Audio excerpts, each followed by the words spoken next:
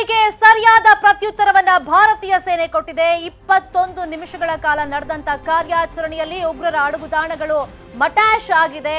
ಇದು just trailer ಅಷ್ಟೇ, Abhi picture ಬಾಕಿ ಹೇ ಅನ್ನೋ ರೀತಿಯಲ್ಲಿ ಸಾಕಷ್ಟು ಚರ್ಚೆಗಳು ಸದ್ಯಕ್ಕೆ ನಡೀತಾ ಇರೋದು.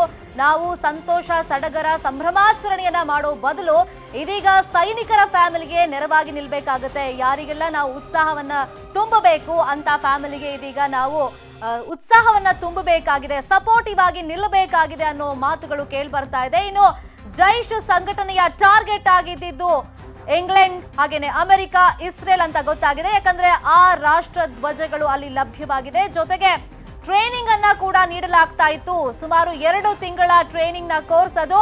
ಅದರಲ್ಲಿ 500ಕ್ಕೂ ಹೆಚ್ಚು ಉಗ್ರರು ತರಬೇತಿಗಳನ್ನ ಪಡ್ಕೊಳ್ತಾ ಇದ್ರು. ಬಹುಶಃ ಮುಂದಿನ ದಿನಗಳಲ್ಲಿ ಈ ರಾಷ್ಟ್ರಗಳ ಮೇಲೂ ಕೂಡ ಅಟ್ಯಾಕ್ ಅನ್ನ ಮಾಡೋದಕ್ಕೆ ಅಲ್ಲಿ ಟ್ರೈನಿಂಗ್ ನಡೀತಾ ಇತ್ತು ಅಂತ ಹೇಳಲಾಗ್ತಾ ಇದೆ.